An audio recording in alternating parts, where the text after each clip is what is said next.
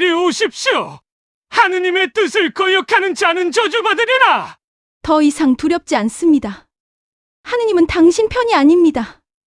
폭풍우가 무섭게 몰아치던 그날 밤 3명의 수녀가 담장을 넘었습니다. 자그마치 30년을 보내온 곳입니다. 그런 수녀들이 목숨을 걸고 이곳을 탈출할 수밖에 없었던 이유는 무엇일까요? 30년 동안 아무도 몰랐던 진실, 58세 수녀의 용기 있는 고백, 그리고 징역 20년 선고, 그녀들의 용기로 다시 찾은 평온한 일상, 지금 그 이야기를 따라가 봅니다. 한은정은 새벽 4시에 눈을 뜹니다. 알람이 필요 없습니다.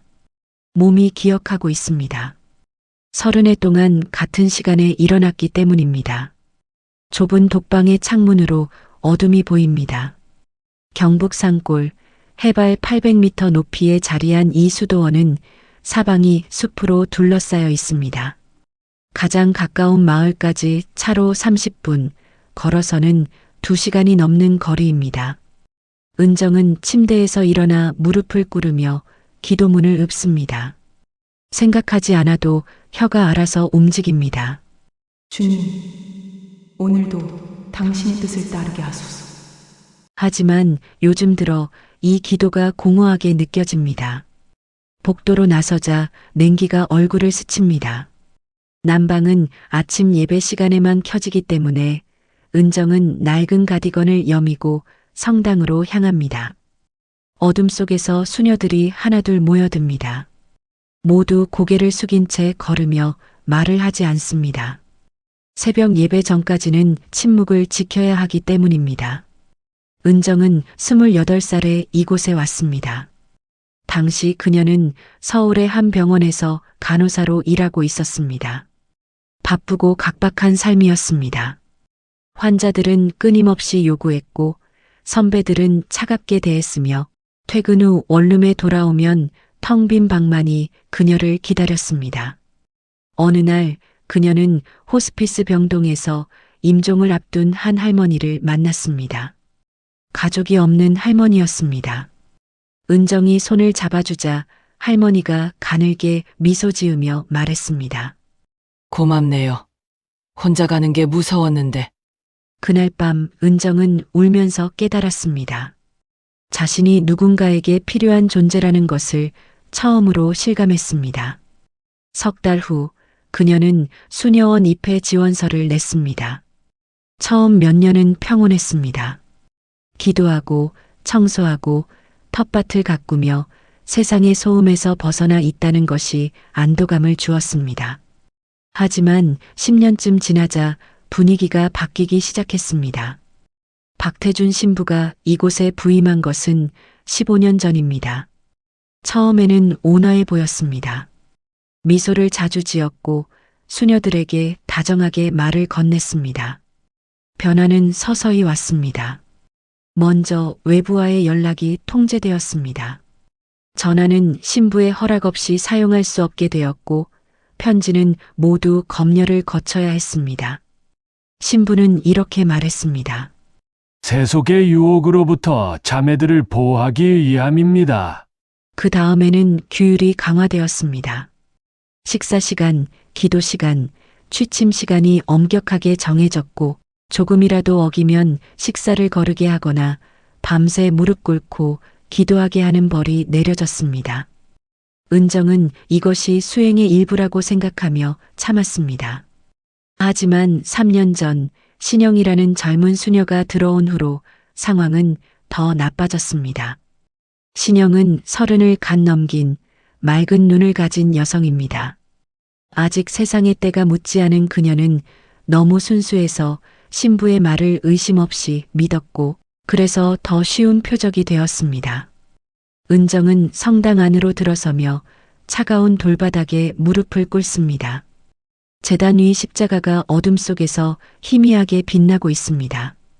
수녀들이 제자리에 앉자 신부가 나타납니다. 검은 사제복을 입은 60대 남성으로 짧게 깎은 백발과 날카로운 눈매 굳게 담은 입술을 가졌습니다. 그가 제단 앞에 서서 낮고 무거운 목소리로 말합니다. 오늘의 복음은 마테오 복음 10장 34절입니다. 성당 안을 채우는 그의 목소리가 울립니다. 내가 세상에 평화를 주러 온 줄로 생각하지 마라. 평화가 아니라 칼을 주러 왔다. 은정은 이 구절을 들을 때마다 밀려오는 불안감에 몸이 굳습니다. 신부가 설교를 시작합니다. 하느님의 길은 고통입니다. 순종입니다. 자신을 부수고 다시 세우는 과정입니다. 그 과정을 거부하는 자는 구원받을 수 없습니다. 그의 시선이 수녀들을 훑다가 늘 같은 곳에서 멈춥니다. 신영입니다. 젊은 수녀는 고개를 더 깊이 숙이며 어깨를 미세하게 떨고 있습니다. 은정은 손톱이 손바닥에 박히도록 주먹을 쥡니다. 예배가 끝나고 수녀들이 식당으로 이동합니다. 아침은 죽 한 그릇과 김치 몇 조각이 전부입니다. 모두 말없이 먹습니다. 침묵 규칙은 아침 식사 후까지 이어지기 때문입니다. 은정은 식사를 마치고 주방으로 가서 찬물에 손을 담급니다. 겨울철이라 물이 얼음처럼 차갑고 손가락 끝이 곧 감각을 잃어갑니다. 뒤에서 발소리가 들리더니 신영이 조용히 다가와 은정 옆에 섭니다. 그녀도 그릇을 들고 함께 씻기 시작합니다. 잠시 후 신영이 작게 속삭입니다. 은정 자매님, 은정이 돌아보니 신영의 얼굴이 창백하고 눈 밑에 시퍼런 멍이 있습니다. 어젯밤에 말이 끊기며 신영의 손이 떨립니다. 은정이 주위를 살핀 후 신영의 손을 잡습니다. 괜찮아요. 신영은 고개를 저으며 눈물을 흘립니다. 신부님이 저를 복도 끝에서 무겁고 느린 발소리가 들려옵니다. 신영이 화들짝 놀라며 손을 빼내고 그릇을 떨어뜨릴 뻔합니다. 박태준 신부가 주방 입구에 나타나 얼음장처럼 차가운 목소리로 말합니다. 신영 자매, 내 방으로 오세요. 신영의 얼굴에서 핏기가 사라집니다. 은정이 앞으로 나서며 말합니다. 신부님, 제가 대신 당신은 묻지 않았습니다. 은정 자매. 신부의 눈빛이 날카롭게 그녀를 찌르며 덧붙입니다. 이곳에서 명령에 불복하는 것이 무엇을 의미하는지 아직 모르십니까? 은정은 입을 다물 수밖에 없습니다. 신영이 고개를 숙이고 신부를 따라가며 복도로 사라집니다. 그녀의 뒷모습이 너무나 작고 연약해 보입니다. 은정은 그 자리에 서서 손에서 뚝뚝 떨어지는 물을 바라봅니다. 그날 밤 은정은 잠들지 못한 채 누워 있습니다. 복도 저편에서 낮게 울리는 남자의 목소리와 누군가의 흐느낌이 들려옵니다. 은정은 침대에 누운 채 천장을 바라보며 생각합니다. 30해 동안 이곳에서 살았습니다. 세상을 등지고 신에게 몸을 바쳤습니다. 하지만 지금 이 순간 그녀는 의심합니다.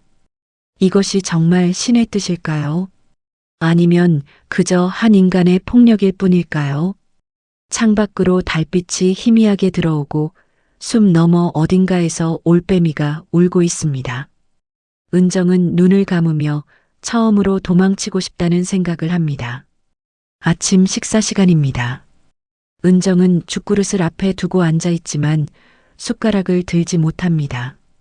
어젯밤 들려온 소리가 귓가에 맴돕니다. 신영은 식탁에 나오지 않았습니다. 은정이 주위를 둘러봅니다. 다른 수녀들도 신영의 빈자리를 힐끔거리지만 아무도 말하지 않습니다. 침묵 속에서 숟가락 소리만 조용히 울립니다. 식사가 끝나고 수녀들이 일어설 때 박태준 신부가 식당 입구에 나타납니다. 오늘부터 새로운 규칙을 시행합니다. 신부의 목소리가 차갑게 울립니다. 매일 저녁 각자 오늘 하루 동안의 행동과 생각을 일지에 기록해 제출하십시오. 하느님 앞에서 자신을 돌아보는 시간이 될 것입니다. 수녀들 사이로 긴장감이 흐릅니다. 은정은 신부의 눈을 봅니다. 차갑고 날카로운 시선입니다. 이것은 성찰이 아닙니다. 감시입니다. 또한 외부로 보내는 모든 우편물은 재확인을 거쳐야 합니다. 세속의 혼란이 이곳으로 들어오는 것을 막기 위함입니다.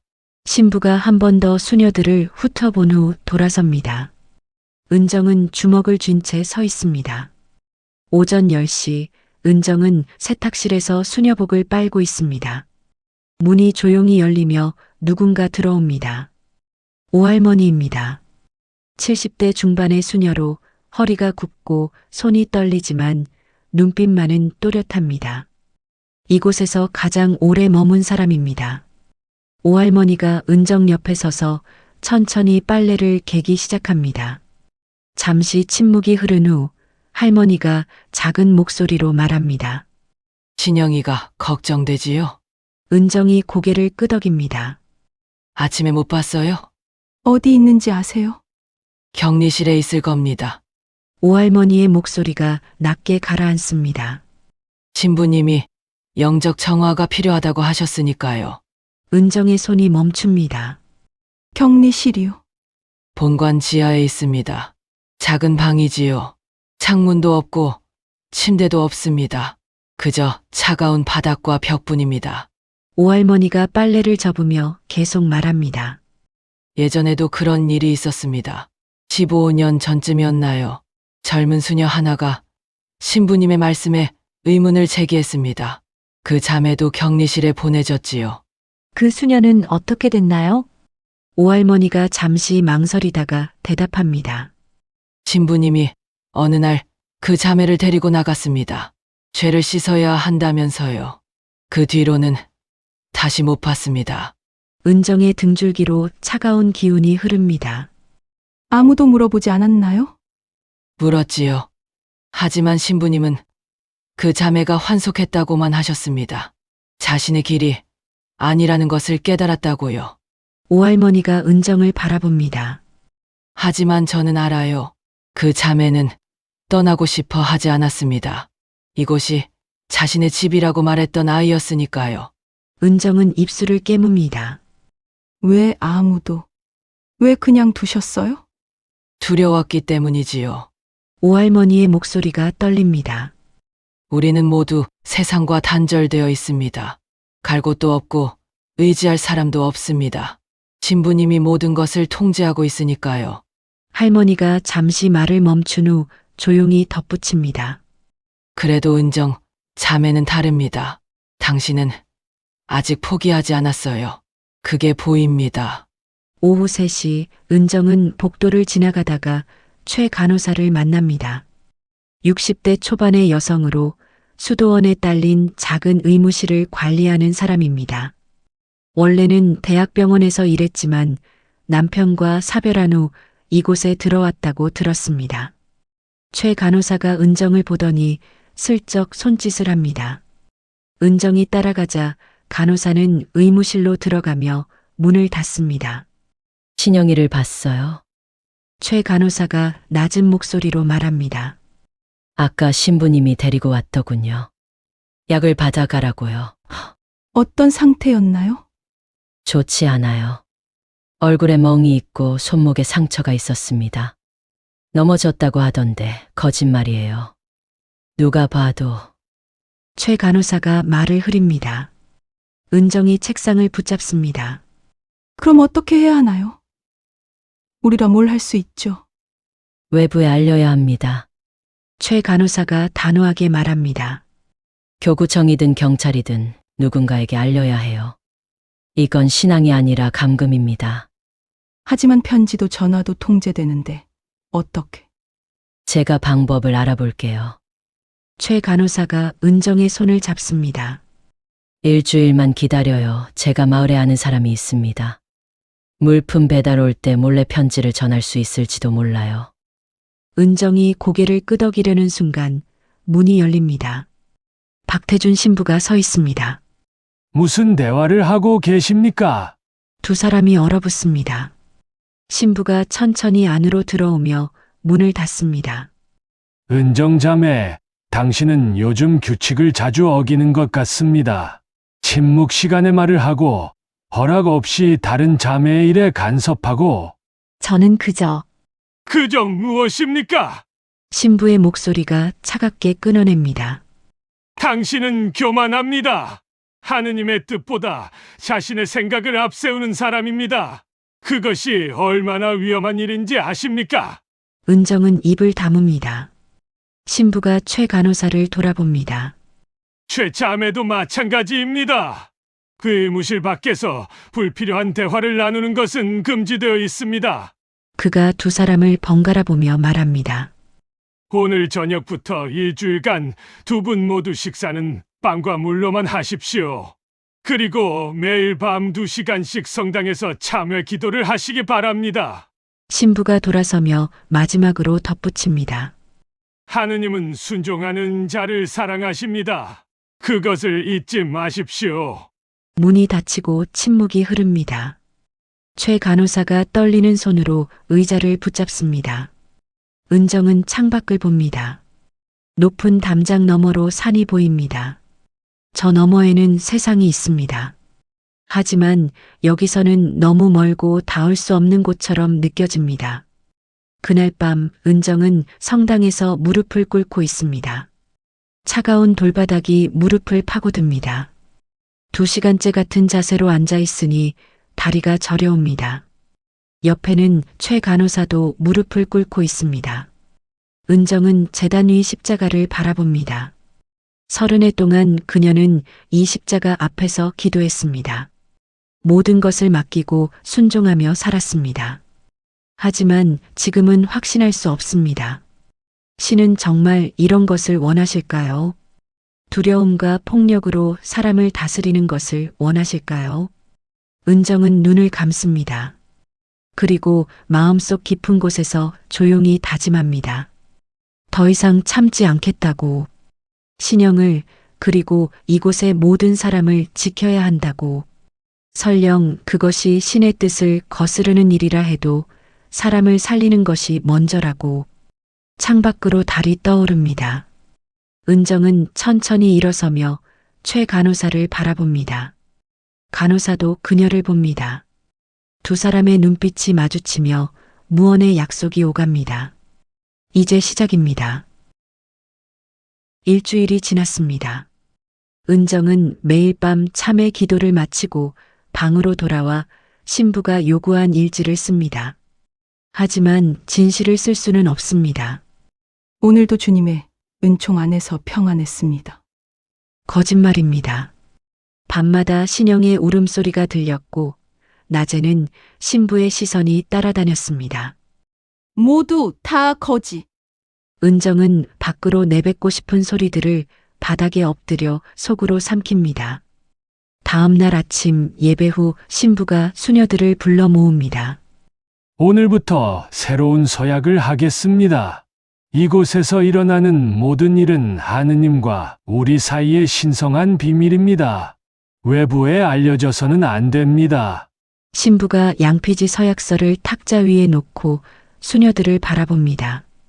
수녀들이 하나씩 나와 서명합니다. 은정의 차례가 왔을 때 그녀는 펜을 들고 서약서를 내려다봅니다. 본인은 수도원 내부의 모든 일을 외부에 누설하지 않을 것을 맹세합니다. 은정의 손이 떨립니다. 이것에 서명하는 순간 그녀는 공범자가 됩니다. 최 간호사가 멀리서 은정을 바라보며 눈빛으로 말합니다. 지금은 참아요. 은정은 천천히 서명합니다. 한은정, 자신의 이름이 낯설게 느껴집니다.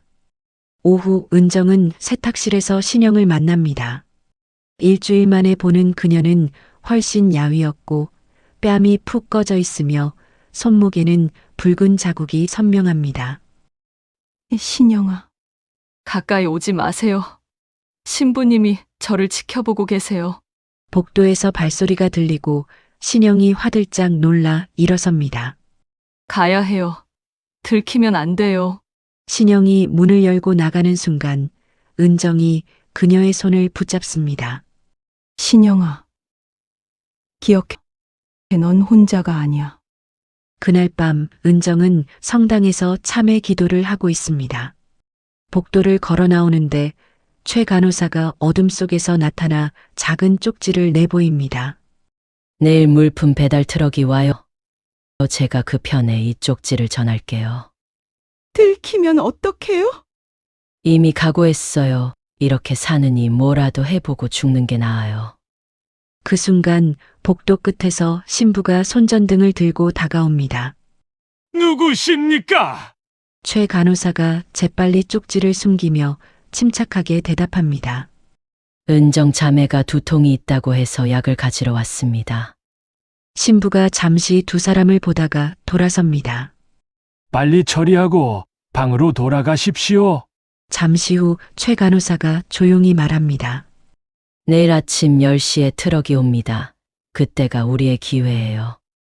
제가 최 간호사님과 함께 할게요. 아니에요. 같이 있으면 또 의심을 살 거예요. 자매님은 기도해 주세요. 방으로 돌아온 은정은 밤새 뒤척였습니다. 순조롭게 모든 일이 진행되면 은정 자신도 자유를 찾을 수 있을지, 너무 오랜 시간 이곳에 있어 바깥 생활을 잘할 수 있을지, 돌아갈 집도 가족도 없는 은정은 덜컥 걱정도 되었습니다. 그러나 어떻게든 이곳을 나가 추악한 진실을 세상에 알려야 합니다. 걱정은 그 다음입니다. 혹여나 일이 잘못돼서 최 간호사가 위험한 상황에 빠지면 어떻게 그녀를 도울지 생각해보지만 방법이 없습니다. 이 안에서 은정이 할 수 있는 것은 아무것도 없었습니다. 그러니 내일 물품 배달 아저씨가 우리의 구세주가 되어주길 바라고 또 바랬습니다. 다음 날 아침 은정은 창밖으로 트럭 소리를 듣습니다. 최 간호사가 밖으로 나가 트럭 기사와 이야기를 나누며 슬쩍 무언가를 건네는 것이 보입니다. 그 순간 신부가 나타납니다. 은정의 숨이 멎습니다. 신부가 트럭 기사에게 무언가를 묻고 기사는 고개를 저으며 대답합니다. 트럭이 떠나고 은정은 안도의 한숨을 쉽니다. 하지만 그날 오후 신부가 세 사람의 이름을 부릅니다. 은정자매, 최자매, 오자매, 지금 당장 제 사무실로 오십시오. 사무실에서 신부가 편지 한 통을 꺼냅니다. 트럭 기사가 제게 이곳을 주더군요. 수도원에서 부당한 일이 벌어지고 있습니다. 조사해 주십시오. 누가 썼습니까? 그때까지 은정과 최 간호사는 알지 못했습니다. 수도원에 출입하는 모든 외부인은 신부의 사람이었다는 것을. 한 달에 한 번씩 수도원에 물품 배달을 오던 용구는 30대 중반의 건실한 청년이었습니다. 작고 왜소한 체구의 서글서글한 인상으로 최 간호사에게도 늘 호의적이었습니다. 그런 용구를 보며 최 간호사는 아기를 낳아본 적은 없지만 자신에게 아들이 있다면 저런 모습일까? 생각도 해보았습니다. 그러나 지금 이 순간 최 간호사는 수도원뿐 아니라 세상이 무서워졌습니다. 수도원도 수도원 밖도 최 간호사가 있을 곳은 없을 것 같았습니다. 놀란 건 오할머니와 은정도 마찬가지였습니다.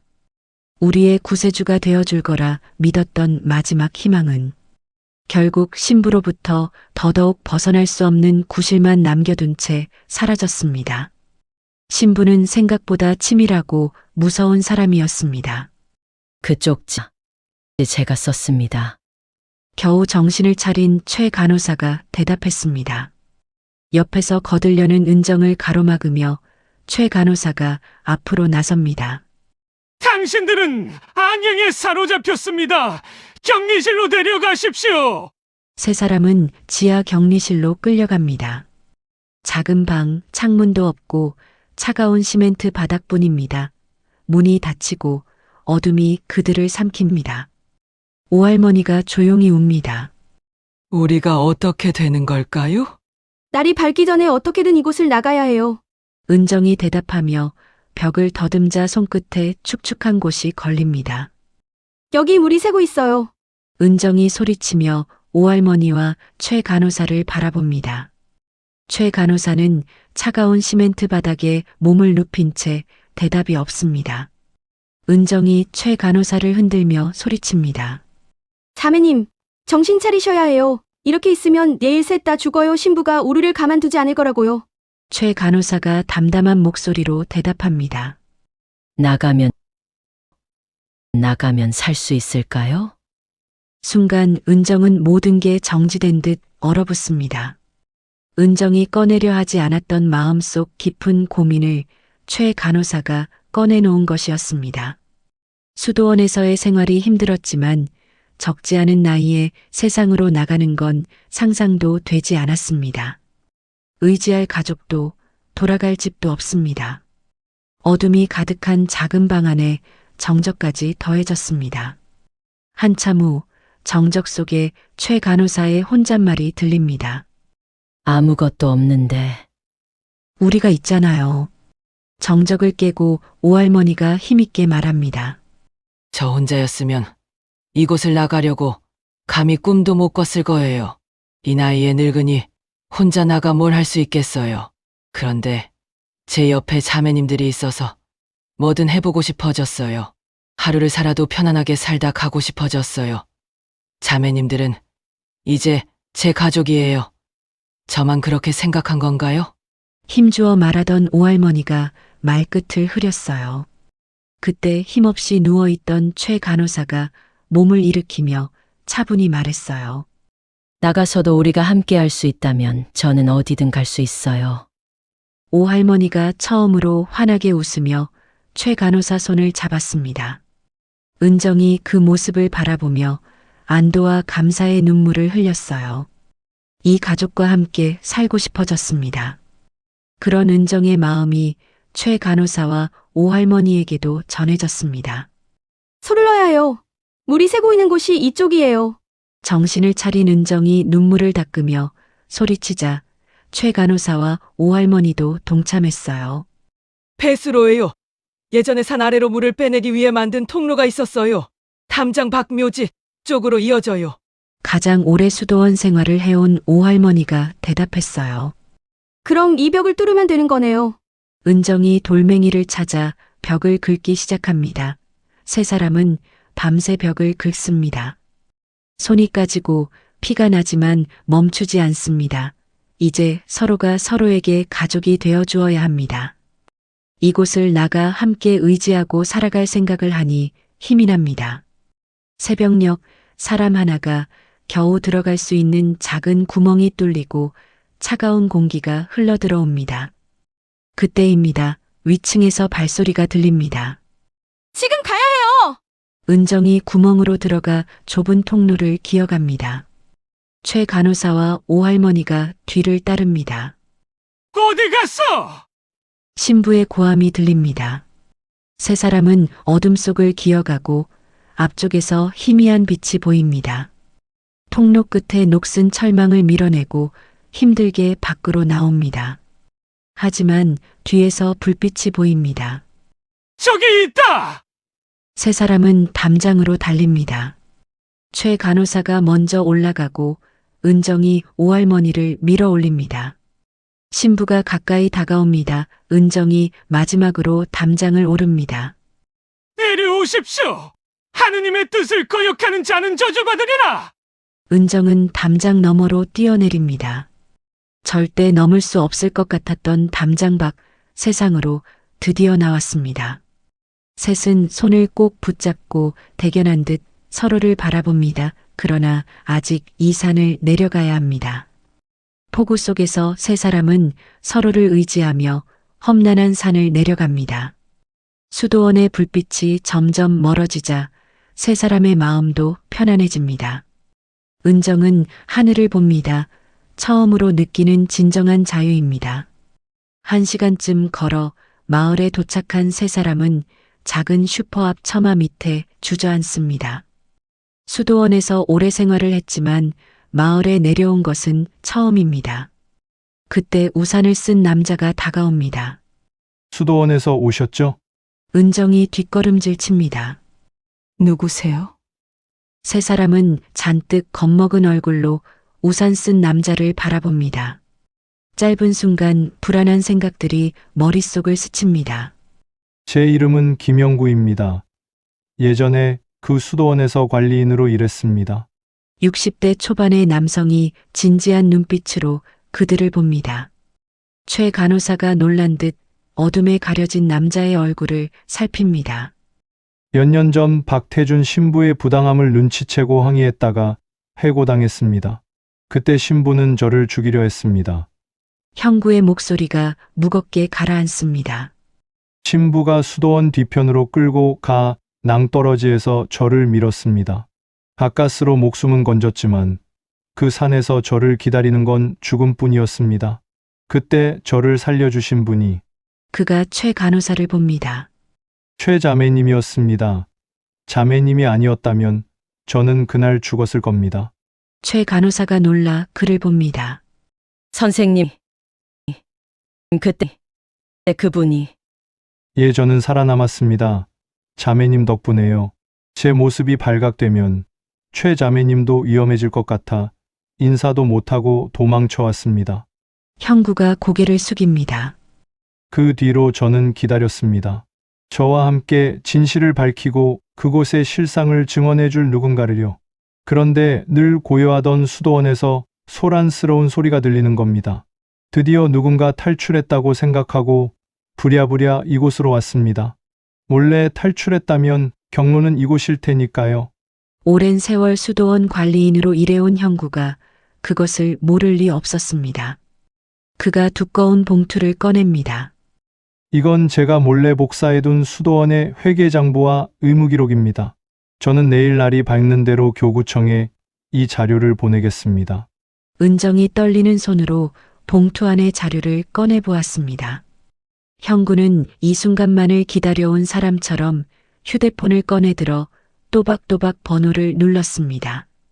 여보세요. 신고하려고 합니다. 수도원에서 학대와 불법 감금이 일어나고 있습니다. 경찰과 한참을 통화를 하고 형구가 말합니다. 경찰이 내일 아침에 수도원으로 갈 겁니다. 오늘은 제가 아는 여관에서 하룻밤 묵으세요. 형구는 세 사람을 여관까지 데려다 주었습니다. 여관 방에 들어선 세 사람은 처음으로 잠긴 문이 없는 곳에서 서로를 편안하게 바라보았습니다. 창문을 열어 차가운 밤 공기를 들이마시고 오랜만에 평온한 침묵을 나누었습니다. 새벽 6시 형구가 그들을 데리러 옵니다. 준비되셨습니까? 경찰이 기다리고 있습니다. 경찰서에서 은정은 모든 것을 증언합니다. 30년의 이야기, 신영에게 가해진 폭력, 사라진 수녀, 격리실, 그리고 탈출. 지금 즉시 수도원으로 가겠습니다. 형사가 말합니다. 경찰차가 수도원에 도착하자 수도원에 남아있던 수녀들이 잔뜩 겁을 먹습니다. 오랫동안 신부에게 길들여진 수녀들이 은정은 너무 가엾게 느껴집니다. 오할머니와 최 간호사는 그들을 안심시킵니다. 조금만 늦었다면 밤새 도주 준비를 했던 신부를 놓칠 수도 있는 상황이었습니다. 격한 몸싸움 끝에 수갑이 채워진 신부를 수도원의 모든 수녀들이 바라보고 있습니다. 안도하며 은정은 지하로 내려가 신영을 구해냅니다. 자매님, 괜찮아. 이제 다 끝났어. 신영이 은정의 품에서 흐느낍니다. 박태준 신부는 경찰차에 태워지고 신영과 몇몇 수녀들은 구급차에 태워 병원으로 보내졌습니다. 오할머니도 병원에 동행해 신영 옆을 지켰습니다. 은정은 수도원을 마지막으로 바라봅니다. 이제 어떻게 하실 거예요? 형구가 은정과 최 간호사에게 다가와 묻습니다. 모르겠어요. 하지만 자유로워요. 처음으로요. 은정의 대답에 최 간호사도 형구를 보며 고개를 끄덕입니다. 당분간 머무를 곳이 필요하시죠? 제가 도와드릴게요. 최 간호사가 형구를 보며 감사의 눈빛을 보냅니다. 그런 그녀를 바라보는 형구의 눈에도 무언가 깊은 감정이 담겨 있습니다. 봄비가 내리기 시작합니다. 새로운 시작의 비입니다. 사건이 세상에 알려지자 여론이 폭발했습니다. 언론은 연일 수도원의 실상을 보도했고 교구청은 긴급 조사에 착수했습니다. 은정과 최 간호사, 오할머니는 검찰에서 정식 진술을 했고 신영도 회복한 후 증언에 참여했습니다. 형구가 제공한 자료들은 결정적인 증거가 되었습니다. 수도원의 회계 부정, 수녀들에 대한 학대 기록, 그리고 사라진 수녀에 대한 의무 기록까지 모든 것이 드러났습니다. 석 달 후 법정에서 재판이 열렸습니다. 은정은 증인석에 섰습니다. 증인은 피고인 박태준과 어떤 관계입니까? 검사가 묻습니다. 저는 그가 책임 신부로 있던 수도원에서 30년을 살았습니다. 은정의 목소리가 차분하지만 단호합니다. 그곳에서 무엇을 보았습니까? 신앙의 이름으로 자행되는 폭력을 받습니다. 사람을 사람으로 대하지 않는 모습을 봤습니다. 은정이 방청석에 박태준을 봅니다. 박태준은 살기 가득한 눈으로 은정을 노려보지만 은정은 차분히 말을 이어갑니다. 피고인은 신의 뜻을 빙자해 사람을 짓밟았습니다. 하지만 신은 결코 그런 것을 원하지 않으십니다. 최 간호사도 증언대에 섰습니다. 저는 의료인입니다. 그곳에서 수녀들이 제대로 된 치료를 받지 못하는 것을 봤습니다. 신부는 모든 것을 통제했고 우리는 두려움 속에서 살았습니다. 오할머니는 떨리는 목소리로 말했습니다. 저는 평생을 그곳에서 살았습니다. 젊은 수녀들이 하나둘 사라지는 것을 봤습니다. 하지만 말할 수 없었습니다. 두려워서요. 신영도 증언했습니다. 저는 신앙을 찾아 그곳에 갔습니다. 하지만 그곳에는 신앙이 없었습니다. 오직 공포만 있었습니다. 재판은 넉 달 동안 계속되었습니다. 마침내 판결의 날이 왔습니다. 피고인 박태준에게 불법 감금죄, 상해죄, 업무상 횡령죄로 징역 20년을 선고합니다. 판사의 목소리가 법정에 울립니다. 피고인은 종교인으로서의 권위를 악용하여 수녀들을 학대하고 감금했습니다. 이는 용납될 수 없는 범죄입니다. 은정은 방청석에서 그 말을 듣습니다. 옆에는 최 간호사, 오할머니, 그리고 신영이 앉아 있습니다. 네 사람은 서로의 손을 잡습니다.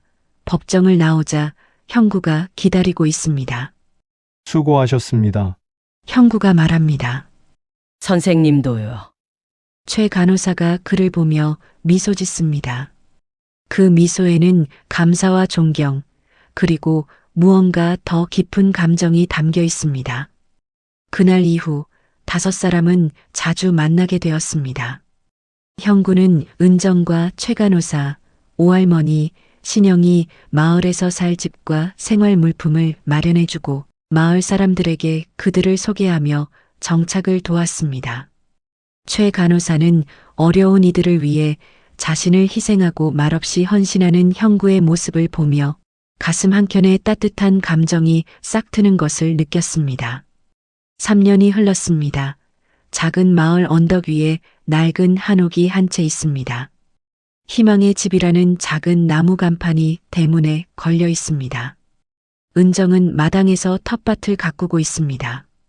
머리에 흰머리가 더 늘었지만 얼굴에는 평온함이 있습니다. 은정 자매님, 신영이 현관에서 손을 흔듭니다. 그녀는 이제 건강을 되찾았고 볼에 혈색이 돌며 눈에는 생기가 넘칩니다. 점심 준비됐어요. 아이들이 배고프다고 난리예요. 은정이 흙을 털고 일어서며 미소 짓습니다. 안으로 들어가니 작은 식탁에 아이들 5명이 앉아 있습니다. 모두 가정 형편이 어렵거나 돌봐줄 사람이 없는 아이들입니다. 할머니, 6살 난 여자아이가 은정에게 달려와 안깁니다. 오늘 뭐예요? 오늘은 된장찌개란다. 내가 좋아하는 거. 부엌에서 오할머니가 냄비를 들고 나옵니다. 나이가 더 들어 움직임이 느리지만 여전히 밝은 미소를 짓습니다. 오늘 마을에서 쌀 한 포대를 보내줬어요. 감사하다고 전하래요. 자, 다들 손 씻고 앉아요. 신영이 아이들을 챙깁니다. 3사람은 아이들과 함께 식탁에 둘러앉습니다. 오할머니가 기도를 시작합니다. 주님, 오늘도 이렇게 함께 식사할 수 있음에 감사드립니다. 이 음식으로 우리가 힘을 얻어 서로를 돌볼 수 있게 해주소서. 아멘. 다 같이 손을 모읍니다. 식사가 시작되고 아이들이 떠들며 밥을 먹습니다. 은정은 그 모습을 바라보며 마음이 따뜻해집니다. 오후가 되자 마을 어르신 몇 분이 집을 찾아옵니다. 오늘 무료 건강검진 하신다며요. 네, 어르신, 들어오세요. 신영이 어르신들을 안내합니다. 그녀는 지난 2년 동안 사회복지사 자격증을 땄고 이제 이곳에서 주민들을 돕는 일을 하고 있습니다. 작은 방에서는 의료 봉사가 진행됩니다. 최 간호사가 혈압을 재고 있습니다. 그녀 옆에는 형구가 서서 기록을 돕고 있습니다. 형구 씨, 이 어르신 혈압약 처방전 좀 챙겨주세요. 네, 알겠습니다. 두 사람은 자연스럽게 호흡을 맞춥니다. 2년 전 두 사람은 조용한 결혼식을 올렸습니다. 은정과 오할머니, 신영이 축복해주는 가운데 작은 교회에서 서약을 나눴습니다. 최 간호사는 이제 형구의 아내이자 이 마을의 보건 봉사자입니다. 형구는 수도원 사건 이후 마을 공동체 센터에서 일하며 소외된 이웃들을 돕고 있습니다. 저녁이 되자 마당에 사람들이 모입니다. 마을 주민들이 저녁 식사를 함께 하러 온 것입니다. 희망의 집 덕분에 우리 마을이 살았어요. 한 할머니가 은정의 손을 잡으며 말합니다. 저희가 받은 도움을 나누는 것뿐입니다. 은정이 미소 지으며 대답합니다. 식사가 끝나고 사람들이 돌아간 후 5사람은 마당에 앉습니다. 은정, 오할머니, 신영, 최 간호사, 그리고 형구. 우리 참 멀리 왔네요. 신영이 조용히 말합니다. 그날 밤을 생각하면 아직도 믿기지 않아요.